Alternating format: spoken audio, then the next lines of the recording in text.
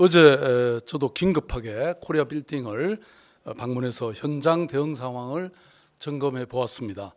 수도권에서 일어난 최대 규모의 집단 감염이라는 이 사안의 중대성을 감안해서 지금 현재 상황과 또 서울시의 대응 방안에 대해서 특별히 시민들에게 보고드릴 필요가 있다고 생각해서 오늘 다시 이 자리에 섰습니다.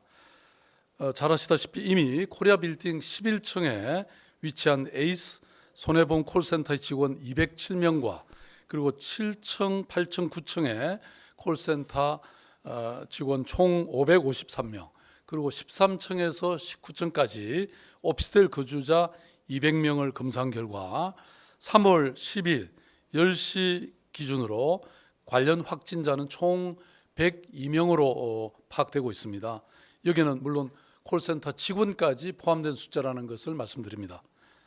이 중에서 서울시 거주자가 총 71명이고 경기도는 14명입니다. 또 인천시 거주자는 17명입니다.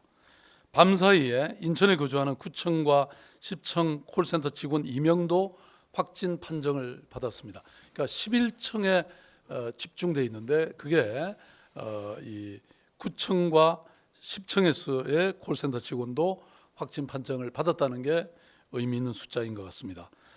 서울시 거주 확진자들에 대해서는 이미 역학조사를 대부분 완료했고 또 경기, 인천 이런 수도권 지자체와도 함께 협력해서 공조체제를 긴밀하게 유지하고 공동 대응해 나갈 거라는 그런 계획도 말씀드립니다. 코리아 빌딩은 현재 영업시설과 사무실 공간으로 사용 중인 1층에서 12층까지는 전면 폐쇄했고 방역소독도 완료한 상태입니다.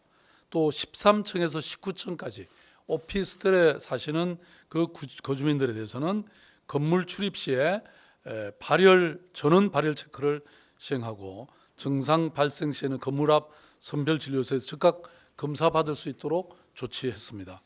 나아가서 상황의 엄중함을 감안할 때 보다 더 근본적이고 또 확실한 조치가 필요한 시기입니다. 그래서 서울시는 특단의 조치를 취할 예정입니다.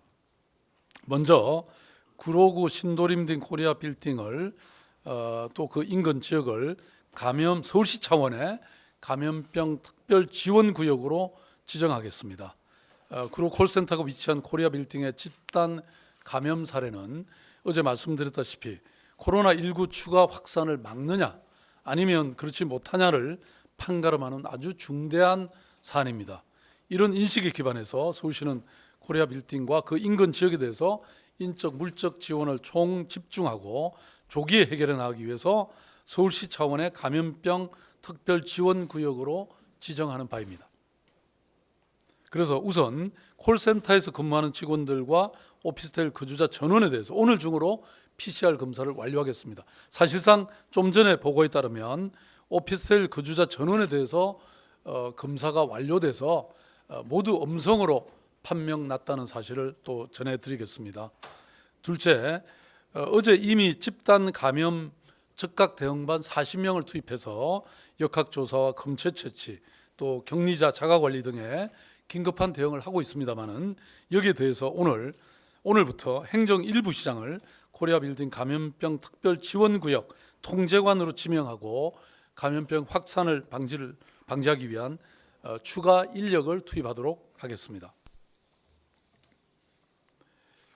또한 코리아 빌딩 방문객에 대한 휴대폰 통신 접속 기록을 확인해서 전수조사를 하겠습니다. 구로 콜센터 확진자 발생 경향이 가족과 확진자 접촉을 통해서 확산되는 흐름이 뚜렷하기 때문에 신속하게 이들에 대한 역학조사와 격리가 필요한 상황입니다. 또한 감염 위험이 높았던 2월 28일부터 확진자가 대거 발생한 3월 11일까지 코리아 빌딩을 방문한 시민들에 대한 정보가 꼭 필요합니다. 이를 위해서는 서울시는 서울지방경찰청에 코리아 빌딩 인근 기지국 통신 접속 기록을 제공해 줄 것을 요청했습니다.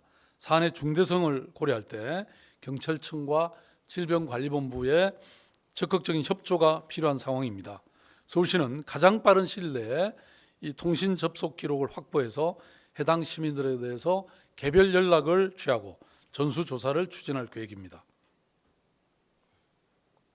어제 동대문구 소재 PC방을 비슷한 시기에 이용한 4명이 코로나19 확진 판정을 받았습니다. 얼마 전에 경남 창녕에서도 코인 노래방 관련해서 6명이 확진 판정을 받은 적이 있죠. 그래서 이러한 PC방, 코인 노래방, 클럽, 콜라텍 등 장시간 밀접 접촉이 이루어지는 이런 영업 장소에 대해서는 특별한 대책을 취하고자 합니다.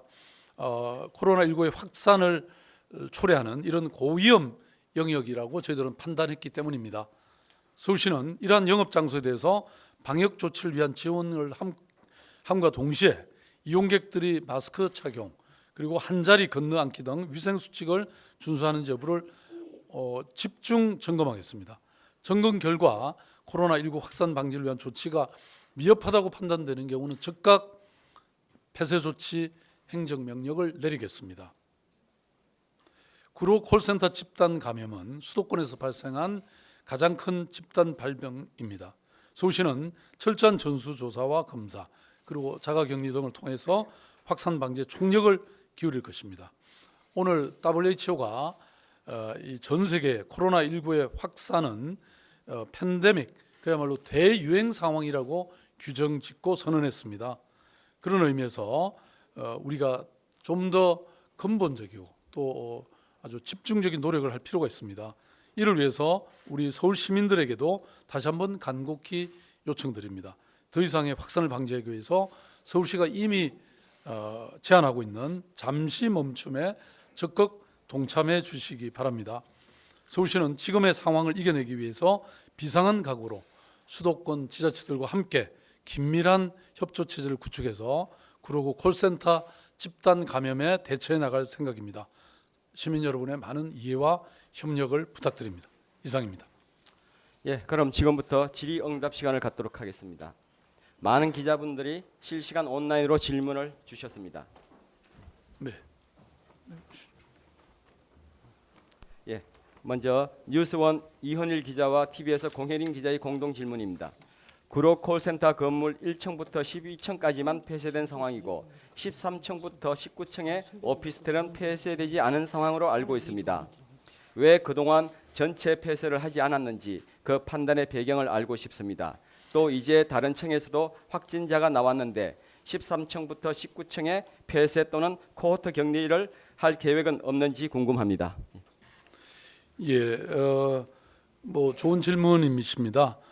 지금 좀 전에 제가 발표 때 말씀드린 것처럼 지금 현재 13 내지 19층의 오피스텔의 주민들 200명에 대해서는 저희들이 전수 조사를 했고 그 검사 결과 100% 음성이 나왔다는 말씀을 먼저 드리고요. 또 9층과 10층에서 물론 서울 시민은 아닙니다만은 다른 지역에서 확진자가 한 명씩 나온 상태입니다. 이런 측면에서 또 아까 제가 오피스텔의 경우 주민들의 경우에 음성으로 나오긴 했지만 아직 감염의 이 잠복기가 남아 있을 수 있기 때문에 이 점에 대해서 철저하게 저희들이 감시하고 있다는 말씀을 드리고요. 그래서 처음부터 저희들은 자율적이긴 하지만 이 자가격리를 강력하게 권고하고 있고 그래서 이 부분에 대해서는 좀 전에 코호트 그야말로 전체를 이 폐쇄하는 뭐 그런 노력과 다름없는 정도의 그런 강도로 저희들이 하겠다는 말씀을 드리겠습니다.